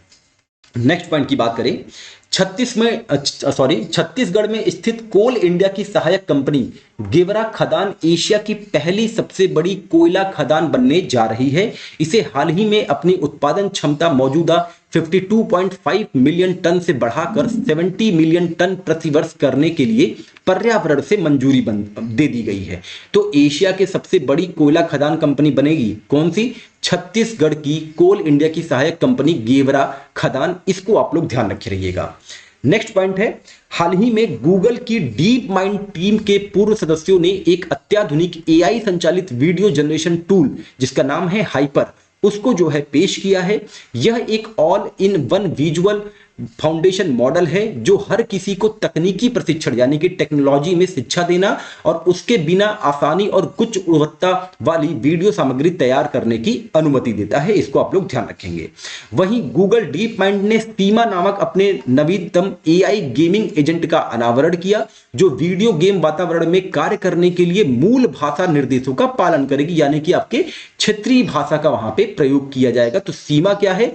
ये जो है गेमिंग एजेंट है। इसको आप लोग ध्यान रखिए रहिएगा, एग्जाम के पॉइंट ऑफ व्यू से इंपॉर्टेंट होगा। और हाइपर क्या है गूगल का? ये वीडियो जनरेशन एक टूल है एआई के माध्यम से।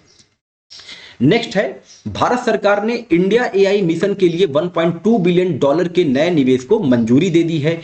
इस पहल का लक्ष्य शुरू से ही एक अखिल भारतीय एआई पारिस्थितिकी तंत्र बनाना, भारत की तकनीकी शक्ति को बढ़ाना और एआई में नवाचार को बढ़ाना है। इसको आप लोग ध्यान रखेंगे। नेक्स्ट पॉइंट है, India cellular and electronics association के द्वारा 2014 से 24 के दशक के अंत में भारत दुनिया का दूसरा सबसे बड़ा मोबाइल फोन उत्पादक बनकर उभरा है, यानी कि अब भारत दुनिया का सबसे दूसरा बड़ा मोबाइल फोन उत्पादक देश है। इसको आप लोग ध्यान रखे रहिएगा। नेक्स्ट पॉइंट है, केंद्रीय आईटी एवं इलेक्ट्रॉनिक्स राज्य मंत्री राजीव चंद्रशेखर ने सीडैक तिरुवनंतपुरम में भारत के पहले फ्यूचर लैब सेंटर का उद्घाटन किया। तो भारत के पहले फ्यूचर लैब सेंटर का उद्घाटन कहां पे किया गया है? तिरुवनंतपुरम में किया गया है। इसको आप लोग ध्यान रखेंगे। Centre for semiconductor chips and system for strategic electronic नाम का यह केंद्र अगली पीढ़ी के चिप डिजाइन विनिर्माण अनुसंधान के लिए परिवेश को बढ़ावा देने में महत्वपूर्ण भूमिका निभाएगा। नेक्स्ट पॉइंट की बात करें, भारतीय प्रौद्योगिकी संस्थान जोधपुर, कानपुर और पलक्कड़ के शोधकर्ताओं ने एक हाइब्रिड मानव रहित वाहन के लिए नई प्रणाली विकसित की है जो पानी के भीतर और हवा दोनों में काम करेगा। इसको आप लोग ध्यान रखेंगे। नेक्स्ट पॉइंट है, प्रधानमंत्री नरेंद्र मोदी 13 मार्च 2024 को इंडिया टिकट चिप्स फॉर विकसित भारत कार्यक्रम में हिस्सा लिए और लगभग 1.25 लाख करोड़ रुपए की 3 सेमीकंडक्टर सुविधाओं की आधारशिला रखी। अब ये कहां कहां पे हैं? एक असम में है, एक असम के मोरी गांव में है, 2 जो है गुजरात में है। कहां कहां? धुलेरा और साणंद में है। इसको आप लोग ध्यान रखे रहिएगा। नेक्स्ट पॉइंट है, केरल के तिरुवनंतपुरम में एक स्कूल ने भारत के पहले जेनरेटिव आर्टिफिशियल इंटेलिजेंस शिक्षक रोबोट जिसका नाम है इरिस, ये नाम आप लोग ध्यान रखिएगा, आइरिस बोलते हैं, कि शुरुआत के साथ शिक्षा में एक अभूतपूर्व नवाचार का अनावरण किया है। ये एग्जाम के लिए बहुत इंपॉर्टेंट होगा कि जो पहला एआई टीचर है वो कहां पे जो है किस राज्य में लॉन्च किया गया? ये आपके केरल में किया गया। इसको आप लोग ध्यान रखे रहिएगा। नेक्स्ट पॉइंट पे बात करते हैं, जुकी जर्नल में प्रकाशित एक हालिया अध्ययन के मुताबिक नवंबर 2022 में शोधकर्ताओं को थाईलैंड के किंग क्रॉचन नेशनल पार्क में एक नई प्रजाति का बिच्छू मिला था। इस प्रजाति का नाम नेशनल पार्क के नाम पे यूस्कॉर्पिक्स क्रॉचन रखा गया है। वहीं वैज्ञानिकों को इस बिच्छू में 8 आंख और 8 पैर मिले हैं। तो 8 आंख और 8 पैर वाला बिच्छू पहली बार मिला है, तो ये नई प्रजाति है। तो ये कहां मिला है? ये आपको थाईलैंड में मिला है, किंग क्रॉचन नेशनल पार्क में। देखिए कभी कभी आपको एक क्वेश्चन याद होगा कि येलो नेशनल पार्क एग्जाम में आया हुआ था, पीसीएस या आरओए के एग्जाम में आया हुआ था। तो ये भी ध्यान रखिए कि किंग क्रॉचन नेशनल पार्क ये कहां पे है? ये थाईलैंड में स्थित है। इसको आप लोग ध्यान रखेंगे। नेक्स्ट पॉइंट है, 13 मार्च 2024 को भारतीय नौसेना के पनडुब्बी रोधी अभियानों को बढ़ावा देने के लिए 2 नए पोत जिनका नाम है आईएनएस अग्रे और आईएनएस अक्षय, इनको शामिल किया गया है। नेक्स्ट पॉइंट है, अमेरिका स्थित कॉग्निशन नामक कंपनी ने तेविन नामक एक नया कृत्रिम बुद्धिमत्ता चैट बॉक्स लॉन्च करने की घोषणा की है, जिसके बारे में दावा है कि यह दुनिया का पहला पूरी तरीके से स्वायत्त एआई यानी कि ऑटोनोमस एआई सॉफ्टवेयर इंजीनियर है। ये आप लोग ध्यान रखेंगे। नेक्स्ट पॉइंट है, हाल ही में केंद्रीय सूचना और प्रसारण मंत्री प्रसार भारती की समाचार साझाकरण सेवा पीबी शब्द, जिसका फुल फॉर्म है Prasar Bharati shared audio visual for broadcast and dissemination, का अनावरण किया है। यह भी आप लोग ध्यान रखेंगे। अब कुछ साइंस एंड टेक से डिटेल में चीजें हैं, जैसे एक ज्वालामुखी था नोक्टिस ज्वालामुखी, ये न्यूज में आया था। ये क्यों आया था? क्योंकि ये मंगल ग्रह का ज्वालामुखी है, जिसको जो है वैज्ञानिकों ने एक विशाल ज्वालामुखी की खोज की है मंगल ग्रह पे, जो जिसे अस्थायी रूप से नोक्टिस ज्वालामुखी का नाम दिया गया है। यह ज्वालामुखी थार्मिस नामक एक विस्तृत क्षेत्रीय स्थलाकृत उभार के पूर्वी किनारे पर स्थित है। यह लाल ग्रह पर बहुत लंबे समय से सक्रिय था और इसके दक्षिण पूर्व भाग में एक पतला हालिया ज्वालामुखी भंडार है, जिसके नीचे ग्लेशियर की बर्फ होने की संभावना है। तो नोक्टिस ज्वालामुखी अगर पूछेगा एग्जाम में तो आपको ध्यान रखना है मंगल ग्रह से ये संबंधित है। नेक्स्ट बात करते हैं लाइम रोग, ये न्यूज में क्यों बना हुआ था। केरल के एर्नाकुलम जिले में हाल ही में लाइम रोग का एक मामला सामने आया है। यह एक वेक्टर जनित संक्रामक रोग है जो बोरेलिया बर्गडोरफेरी जीवाणु के कारण होता है। तो आपको ध्यान रखना है कि लाइम रोग जो है एक जीवाणु जनित रोग है, एग्जाम के लिए इंपॉर्टेंट होगा, इसको आप लोग ध्यान रखेंगे।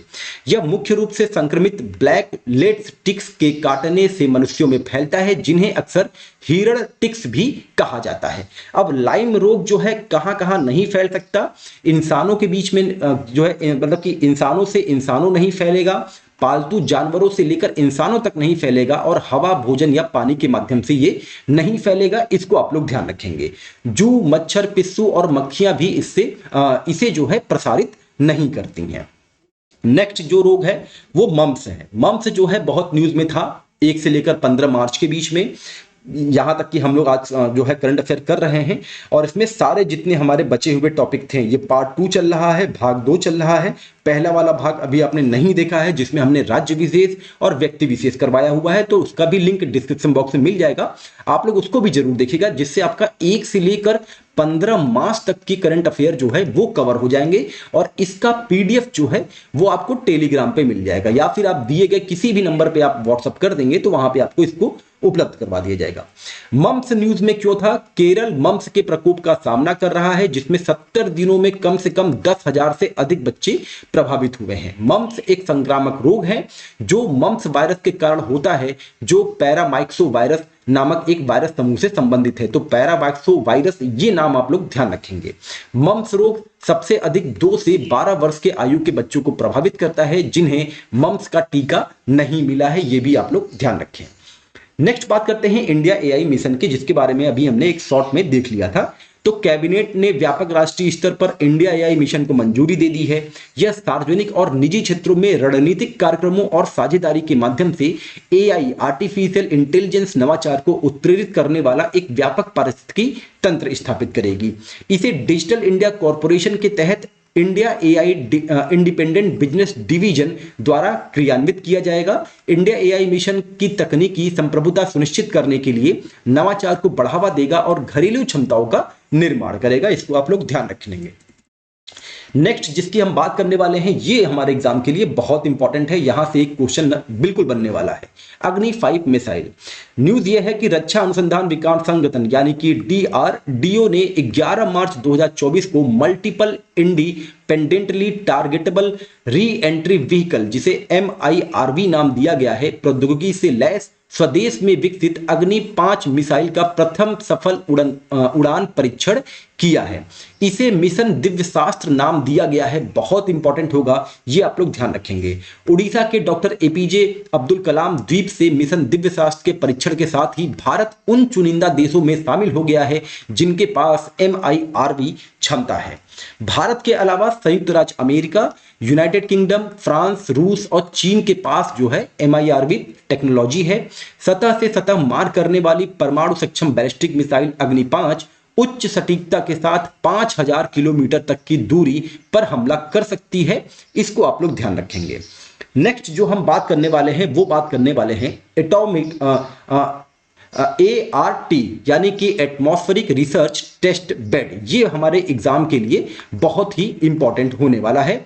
हाल ही में पृथ्वी विज्ञान मंत्री ने मध्य प्रदेश के सीहोर जिले में मध्य भारत में वायुमंडलीय अनुसंधान परीक्षण के पहले चरण का वस्तुतः उद्घाटन किया है। इसको आप लोग ध्यान रखेंगे। इसकी स्थापना मानसून संवहन को नियंत्रित करने वाली प्रक्रियाओं पर बेहतर समझ के लिए सिलखेड़ा में भारतीय उष्णकटिबंधीय मौसम विज्ञान संस्थान MOS द्वारा किया गया है। यह मानसून कोर क्षेत्र में मानसून संवहन और भूमि वायुमंडलीय अंतःक्रिया को नियंत्रित करने वाली प्रक्रियाओं को बेहतर ढंग से समझने और अत्याधुनिक अवलोकन प्रणालियों का उपयोग करके प्रासंगिक मौसम संबंधी मापदंड को मापने के लिए इसको स्थापित किया गया है। यह भी आप ध्यान रखें। नेक्स्ट जो हम बात करने वाले हैं वो बात करने वाले हैं very short range air defence system के बारे में।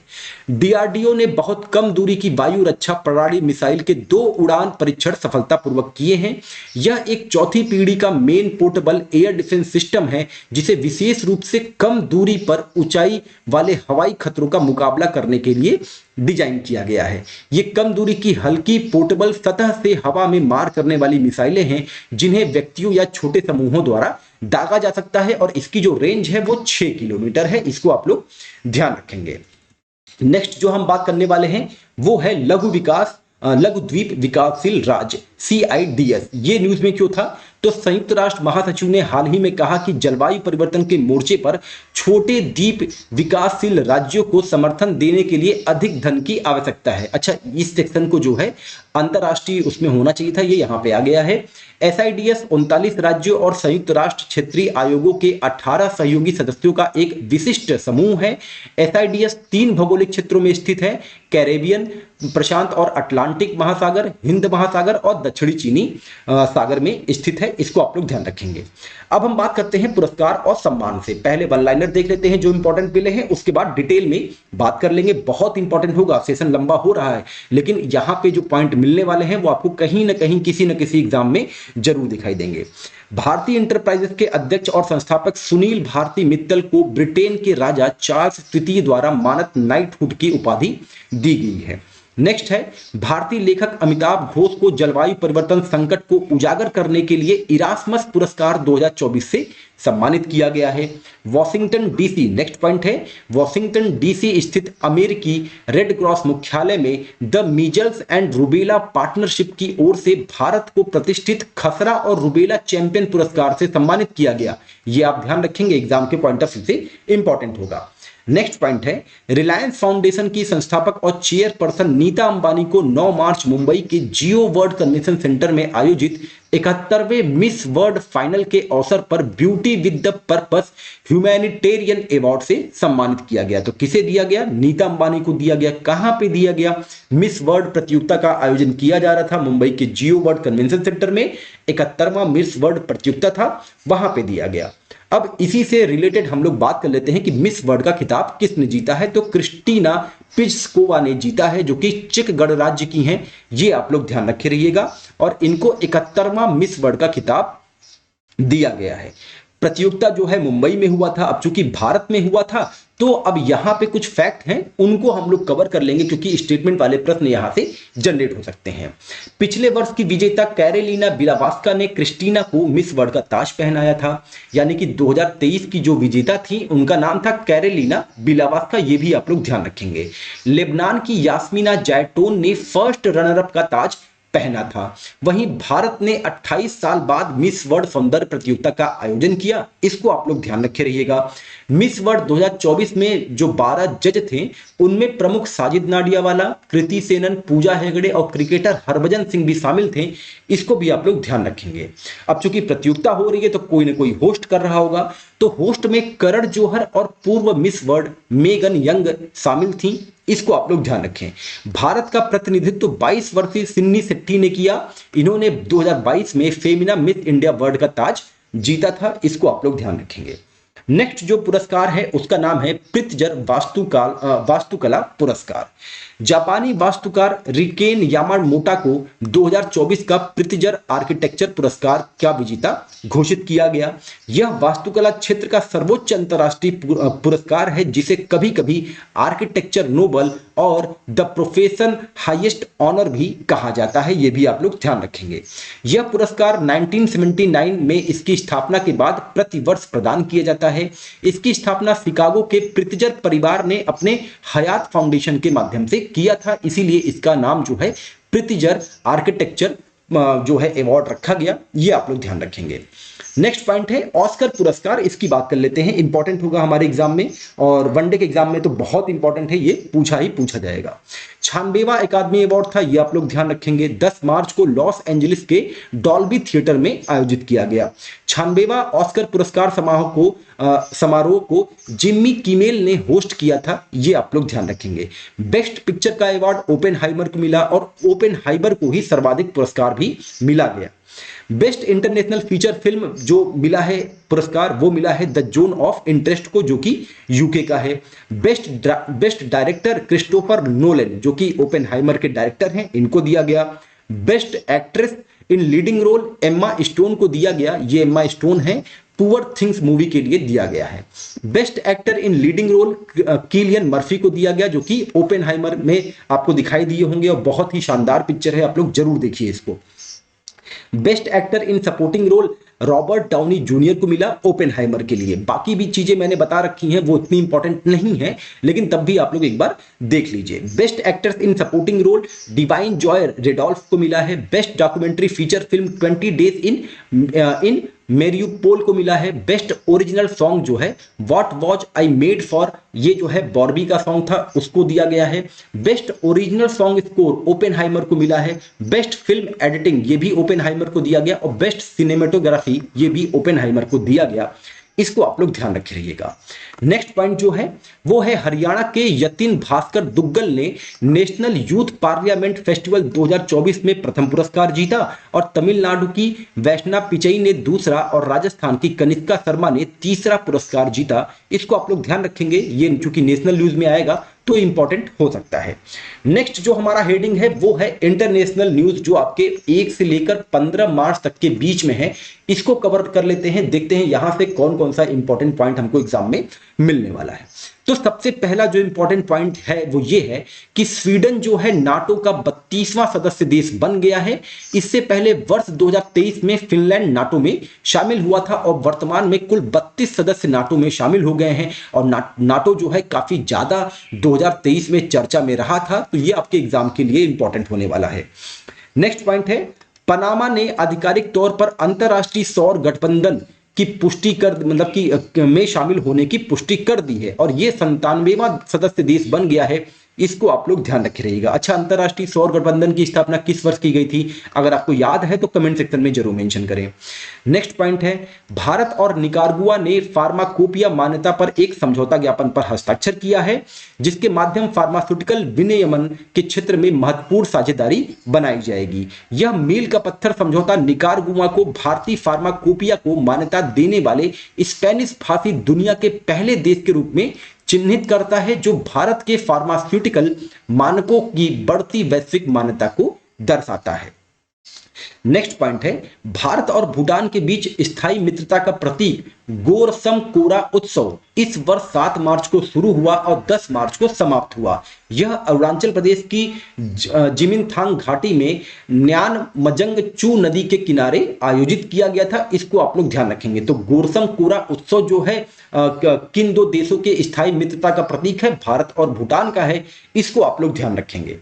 नेक्स्ट हम बात करते हैं जो चर्चा में रहा था इन दिनों, याओंडे घोषणा। ये क्या है, तो मलेरिया के सबसे अधिक बोझ वाले 11 अफ्रीकी देशों के स्वास्थ्य मंत्रियों ने मलेरिया रोग से होने वाली मौतों को समाप्त करने के लिए त्वरित कार्रवाई करने की प्रतिबद्धता जताते हुए याओंडे घोषणा पर हस्ताक्षर किया। अब चूंकि ये अफ्रीकी कंटिनेंट से संबंधित है तो हमारे एग्जाम के लिए ये बहुत इंपॉर्टेंट है। WHO और कैमरून सरकार द्वारा सह आयोजित याओंडे सम्मेलन में इस पर हस्ताक्षर किया गया था।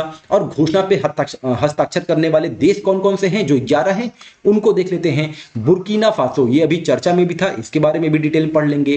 कैमरून, कांगो लोकतांत्रिक गणराज्य, Ghana, Mali, Mozambique, Niger, Nigeria, Sudan, Uganda, Tanzania, ये जो है कुल देश थे जिन्हें यानडूब घोषणा पत्र पे हस्ताक्षर किया है। नेक्स्ट जो न्यूज में था वो था नैना तीवु द्वीप। ये चर्चा में क्यों था, इस पे हम लोग बात कर ले। हाल ही में श्रीलंका सस्टेनेबल एनर्जी अथॉरिटी और भारतीय कंपनी ने जाफना प्रायद्वीप के नैनुतीवी और अनालाइतुवी द्वीपों में हाइब्रिड रिन्यूएबल एनर्जी सिस्टम के निर्माण के लिए अनुबंध पर हस्ताक्षर किया है। नैनातुवी द्वीप एक पाक जलडमरू मध्य में स्थित है, ये आप लोग ध्यान रखेंगे, जो समुद्र का विस्तार है जो श्रीलंका को दक्षिण भारत से अलग करता है। यह डेलफट के प्रसिद्ध द्वीपों के करीब है, ये भी आप लोग ध्यान रखें। यह हिंदू और बौद्ध दोनों के लिए एक महत्वपूर्ण तीर्थ स्थान है नैनातुवी द्वीप। नेक्स्ट जो है वो है डूम्सडे ग्लेशियर। ये न्यूज में था। थ्वाइट्स ग्लेशियर, जिसे डूम्सडे ग्लेशियर के नाम से जाना जाता है, पश्चिम अटलांटिक में सुदूर अमुंडसेन सागर में स्थित है। वैज्ञानिकों ने इसको लेकर खुलासा किया है कि थ्वाइट्स ग्लेशियर का 1940 के दशक के बाद से बर्फ पिघल रहा है। ये एक रिपोर्ट आई थी, इसलिए ये चर्चा में बना हुआ था। तो ये कहां पे है, ये पश्चिमी अंटार्कटिका के सुदूर अमुंडसेन सागर में स्थित है, इसको आप लोग ध्यान रखेंगे। अब बात करते हैं टॉटकिन की खाड़ी। ये न्यूज में क्यों थी, टॉटकिन बे ऑफ टॉटकिन। चीन ने आधिकारिक तौर पर टोंकिन की खाड़ी के उत्तरी हिस्से में अपने क्षेत्रीय दावों को रेखांकित करते हुए नई आधार रेखा का खुलासा किया है, जो वियतनाम के साथ सीमा साझा करता है। इसे चीनी क्षेत्र में बीबू खाड़ी और वियतनामी में बेक बो खाड़ी के नाम से भी जाना जाता है। यह दक्षिण चीन सागर के उत्तर पश्चिमी भाग में एक अर्धचंद्राकार उथला अर्धबंद जल निकाय है। यहां पे मैंने मैप लगाया है, आप लोग देख सकते हैं कि ये आपका गल्फ ऑफ टोकिन है। नेक्स्ट है बुर्किना फासो। ये न्यूज में क्यों बना हुआ था, इसको हम लोग कवर कर लेते हैं। हाल ही में उत्तरी बुर्किना फासो के 3 गांवों पर हुए हमलों में लगभग 170 लोगों को फांसी दे दी गई थी, इसीलिए ये इंटरनेशनल न्यूज में बना हुआ था। तो इसके बारे में हम लोग देख लेते हैं कि बुर्किना फासो कहां पे है। यह पश्चिमी अफ्रीका में एक जमीन से घिरा हुआ देश है, लैंडलॉक कंट्री है। इसका क्षेत्र पूर्वी और पश्चिमी दोनों गोलार्ध में है और इसकी राजधानी क्या है, ओगाडोगु इसकी राजधानी है। ये आप लोग ध्यान रखेंगे। ब्राउन कलर का जो ये एरिया दिखाई दे रहा है, यही बुर्किना फासो है। इसकी सीमाएं 6 अन्य देशों के साथ साझा होती हैं। उत्तर और पश्चिम में माली, पूर्व में नाइजर, दक्षिण पूर्व में बेनिन, जबकि दक्षिण में यह टोगो, घाना और आइवरी कोस्ट से लगती है। ये आप लोग ध्यान रखेंगे। इसका उत्तरी क्षेत्र, जिसे सेहेल नाम से जाना जाता है, शुष्क और रेगिस्तानी जैसा है, इसको भी आप लोग ध्यान रखें। नेक्स्ट हम और लास्ट हमारा जो हेडिंग है वो है स्पोर्ट्स से संबंधित जितने भी थे 1 से 15 मार्च के बीच में, इसको हम लोग कवर कर लेते हैं। अब बहुत ज्यादा समय नहीं लेंगे, बहुत जल्दी समय हो जाएगा। और अगर अभी तक आप लगातार बने हुए हैं तो आप ये समझ लीजिए कि आप अपने पढ़ाई और अपने लक्ष्य के प्रति बहुत तत्पर हैं और आपका चयन एक न एक दिन निश्चित है, ये आप श्योर रखिए। तो एडरसन जो है न्यूज में बने हुए थे। 187 टेस्ट मैच खेलकर 384 पारी में 700 विकेट लेने का कीर्तिमान इन्होंने बनाया है। यह दुनिया के पहले तेज गेंदबाज बन गए हैं जिन्होंने 700 विकेट लिया है, इसको आप लोग ध्यान रखेंगे। उनके पहले 700 विकेट वाले क्लब में 2 स्पिनर शामिल हैं, मुथैया मुरलीधरन और शेन वॉर्न। लेकिन ये दुनिया के पहले तेज गेंदबाज है जो कि 700 विकेट वाले क्लब में शामिल हुए हैं। तो इनका नाम आप ध्यान रखेंगे, एंडरसन है। ये इंग्लैंड की टीम से संबंधित है। वहीं यशस्वी जायसवाल न्यूज में क्यों थे, क्योंकि मात्र 9 मैचों में 1000 रन इन्होंने पूरा किया था, इसीलिए ये न्यूज में बने थे। और वे सबसे कम मैच खेलकर ऐसा करने वाले दुनिया के दूसरे बैट्समैन बने हैं। लिस्ट में पहले नंबर पर ऑस्ट्रेलिया के डॉन ब्रैडमैन हैं, इनको भी आप लोग ध्यान रखें। नेक्स्ट हम बात करेंगे फ्रेंच ओपन 2024। ये एग्जाम के लिए इंपॉर्टेंट होगा और इसमें हम केवल अभी यहां पे बात करेंगे आपके जो आपका जो है ये डुएल वाला खिताब होता है। सात्विक साईराज और चिराग शेट्टी की भारतीय जोड़ी ने फ्रेंच ओपन 2024 का खिताब अपने नाम किया। फाइनल में इन्होंने चीन ताइपे के ली और यांगपो हुआन को मात दिया है। सात्विक चिराग की जोड़ी ने वर्ष 2024 का पहला टाइटल अपने नाम किया है। मुकाबला 37 मिनट तक चला था और मेंस डबल्स में विश्व बैडमिंटन की नंबर 1 की जोड़ी चिराग शेट्टी और सात्विक साईराज ने अपना दूसरा फ्रेंच ओपन का खिताब जीता है। तो यहां पे हमने केवल अभी मेंस डबल की बात की है, डिटेल में हम जो है जब ये आपका नेक्स्ट वीडियो आएगा तो वहां पे हम लोग डिटेल में बात करेंगे। रणजी ट्रॉफी के बारे में बात कर ले, इसका समापन हो गया है। तो अजिंक्य रहाणे के नेतृत्व में मुंबई क्रिकेट टीम ने रणजी ट्रॉफी के फाइनल में विदर्भ को हराकर अपना 42वां खिताब जीता है। तो रणजी ट्रॉफी 2024 के विजेता टीम कौन है? मुंबई क्रिकेट की टीम है, ये आप लोग ध्यान रखेंगे। और फाइनल जो है मुंबई और विदर्भ के बीच में हुआ था। मुंबई की टीम ने आखिरी बार रणजी ट्रॉफी 2015-16 में जीती थी। मुंबई के कप्तान अजिंक्य रहाणे थे और विदर्भ टीम के कप्तान जो है अक्षय वाडेकर थे, ये भी आप लोग ध्यान रखे रहिएगा। मुंबई के Musheer Khan player of the match रहे, जबकि मुंबई के Tanush Kotian player of the series रहे थे। रणजी ट्रॉफी भारत की प्रमुख घरेलू प्रथम श्रेणी क्रिकेट चैंपियन ट्रॉफी है, जिसका नाम के.एस. रणजीत सिंह के नाम पर रखा गया है। इसको भी आप लोग ध्यान रखे रहिए। तो यहां पे आपने आधा मार्च यानी कि 1 से लेकर 15 मार्च तक के बीच का करंट अफेयर कवर कर लिया है। इसका पीडीएफ जो है आपको इन तीनों नंबर में से आप किसी पे भी अगर व्हाट्सअप करते हैं, अगर आप हमारे टेलीग्राम पे नहीं जुड़े हैं, टेलीग्राम का भी लिंक हम डिस्क्रिप्शन बॉक्स में दे देंगे, आप लोग उससे भी जुड़िए। अगर वहां पे आप नहीं जुड़े हैं तो आप इन तीनों में किसी पे भी व्हाट्सअप करेंगे तो आपको इसका पीडीएफ, कंप्लीट पीडीएफ 1 से 15 मार्च के बीच का मिल जाएगा। साथ ही बता दें कि हमारा पराक्रम बैच चल रहा है, जिसमें आप लोग को जीएस के 200 प्लस हैंड रिटेन नोट्स मिलने वाले हैं, जो कि आपके सिलेबस में कोई एक भी पॉइंट आपका उसमें से नहीं छूटेगा। और अगर आपको इसका एक डेमो देखना है तो आप प्लेलिस्ट में जाके आप नॉर्थ अमेरिका देख लीजिए, आप साउथ अमेरिका देख लीजिए, आप ऑस्ट्रेलिया देख लीजिए। पॉलिटी में आपको जो है भाग, अनुसूची, ये सब करवा दिया गया है, नागरिकता करवा दिया गया है, मतलब कि 1 से लेकर आपका जो है आर्टिकल 51 क तक करवा दिया गया है। इसको भी आप लोग कवर कर सकते हैं वहां पे जो है। तो ये, और साथ ही यूपी स्पेशल के आप जो है प्लेलिस्ट में जाके हमारा नोट्स देख सकते हैं कि कैसे हम नोट्स उपलब्ध करवाएंगे। तो पराक्रम बैच में जुड़ना है तो डिस्क्रिप्शन बॉक्स में नंबर दिया गया है, आप उस पर कॉल या मैसेज करके आप हमारे पराक्रम बैच से जुड़ सकते हैं, जिसका लक्ष्य यही है कि लास्ट जून तक आपका पीटी में जितने भी टॉपिक हैं उसके हस्तलिखित नोट जो है आपको प्रोवाइड करवाना, और बीच बीच में जो है टेलीग्राम में क्विज माध्यम से आप लोग का टेस्ट भी लेते रहना, ताकि ये पता चले कि आप पीडीएफ केवल स्टोर तो नहीं कर रहे हैं। तो ये तो यहाँ पे हमारा कंप्लीट हुआ आज का पहला टारगेट जो करंट अफेयर का था। अब मिलते हैं अपने अगले टारगेट की ओर, तब तक अपना ध्यान रखें। नमस्कार, जय हिंद, जय भारत।